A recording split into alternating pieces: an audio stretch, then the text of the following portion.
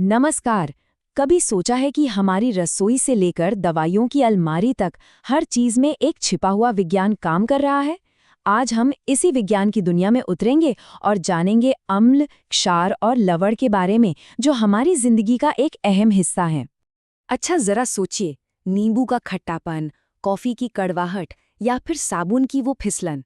ये सब ऐसे अनुभव हैं जिनसे हम रोज गुजरते हैं।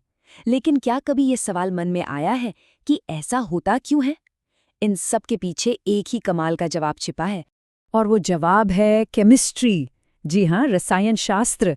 देखिए, संतरे और नींबू में जो खट्टापन है वो आता है साइट्रिक एसिड से, और दही का जो खास स्वाद है वो लैक्टिक एसिड की वजह से है। ये तो बस एक छोटी सी झलक है। चलिए इस दिलचस्प दुनिया को और करीब से जानते हैं। तो सबसे पहले मिलते हैं इस कहानी के दो मुख्य किरदारों से, अम्ल और क्षार, यानी एसिड्स और बेसिस। अब सवाल ये है कि इन्हें पहचाना कैसे जाए। चलिए पता लगाते हैं। तो इनके बीच जो सबसे पहला फर्क है वो हम चखकर और देखकर पता कर सकते हैं। अम्ल यानी एसिड्स स्वाद में खट्टे होते हैं, और अगर इन्हें लिटमस पेपर पर टेस्ट किया जाए तो ये नीले लिटमस को लाल रंग में बदल देते हैं। वहीं दूसरी तरफ क्षार यानी बेसिस स्वाद में कड़वे होते हैं, और ये ठीक उल्टा करते हैं। ये लाल लिटमस को नीला कर देते हैं। ये इनकी सबसे सीधी और सरल पहचान है। पर विज्ञान सिर्फ स्वाद या रंग पर नहीं रुकता। एक वैज्ञानिक थे आरीनियस। उन्होंने बताया कि अम्ल असल में वो पदार्थ है जो पानी में घुलते ही हाइड्रोजन आयन यानी H+ आयन्स छोड़ता है, और यही H+ आयन्स एसिड की असली पहचान और ताकत है। जैसे हाइड्रोक्लोरिक एसिड को पानी में डालते ही वो H+ आयनों में टूट जाता है। और इसी तरह अरेनियस के मुताबिक क्षार वो है जो पानी में घुलकर हाइड्रोक्साइड आयन यानी OH- आयन छोड़ता है। इसका एक बहुत ही आम उदाहरण है सोडियम हाइड्रोक्साइड, जो पानी में जाते ही सोडियम और हाइड्रोक्साइड आयनों में बट जाता है। लेकिन सारे अम्ल और क्षार बराबर ताकतवर नहीं होते। कुछ होते हैं प्रबल मतलब स्ट्रॉन्ग, और कुछ होते हैं दुर्बल यानी वीक। इनकी ताकत इस बात पर निर्भर करती है कि ये पानी में कितनी आसानी से अपने आयनों में टूटते हैं। जो प्रबल होते हैं वो पूरी तरह टूट जाते हैं और बहुत रिएक्टिव होते हैं, जबकि दुर्बल वाले बस थोड़े बहुत ही आयन छोड़ते हैं। तो फिर किसी चीज की अम्लता या क्षारीयता को नापते कैसे हैं? इसके लिए हमारे पास एक बहुत ही काम का टूल है जिसे pH स्केल कहते हैं। इसे आप एसिड और बेस की ताकत नापने वाला एक मीटर भी समझ सकते हैं। ये है pH स्केल, जो 0 से 14 तक जाता है। नियम बहुत सीधा है। 7 से नीचे कुछ भी अम्लीय है और 7 से ऊपर क्षारीय है। और हाँ, नंबर जितना कम होगा एसिड उतना ही ज्यादा स्ट्रॉन्ग होगा, और नंबर जितना ज्यादा होगा बेस उतना ही स्ट्रॉन्ग होगा।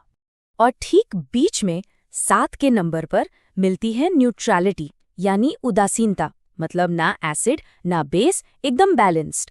और इसका सबसे बढ़िया उदाहरण है शुद्ध पानी, जिसका pH एकदम सटीक 7 होता है। ये स्केल सिर्फ केमिस्ट्री लैब के लिए नहीं है, ये हमारी जिंदगी का हिस्सा है। हमारे खून का pH करीब 7.4 होता है, मतलब हल्का सा क्षारीय। और जो सुबह की कॉफी पीते हैं उसका pH 5 के आसपास यानी अम्लीय होता है। देखा, लगभग हर चीज की इस स्केल पर अपनी एक जगह है। अच्छा, अभी तक तो हमने अम्ल और क्षार को अलग अलग समझा, पर सोचिए जब ये दोनों एक दूसरे से मिलते हैं तो क्या होता है? ये केमिस्ट्री का एक बहुत ही दिलचस्प पल होता है। तो होता ये है कि जब हम एक अम्ल, मान लीजिए हाइड्रोक्लोरिक एसिड, और एक क्षार जैसे सोडियम हाइड्रोक्साइड को एक साथ मिलाते हैं, तो वो एक दूसरे के असर को पूरी तरह से खत्म कर देते हैं। और इस रिएक्शन का नतीजा क्या होता है?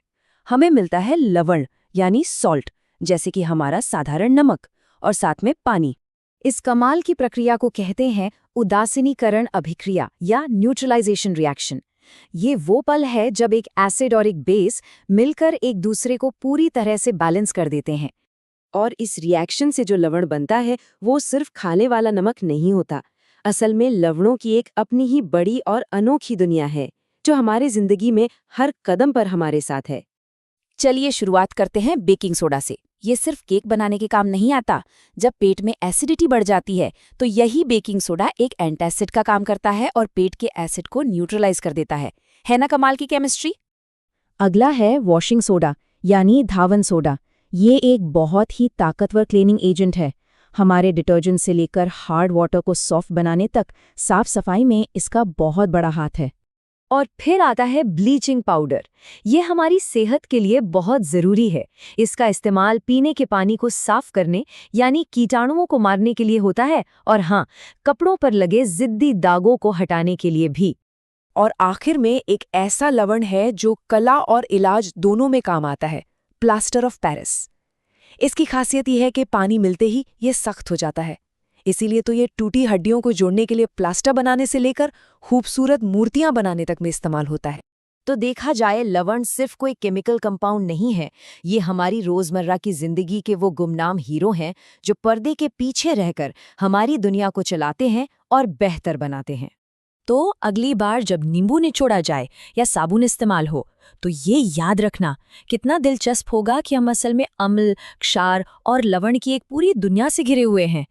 सवाल अब ये है कि केमिस्ट्री का ये बैलेंस अब जिंदगी में और कहाँ-कहाँ देखने को मिलेगा।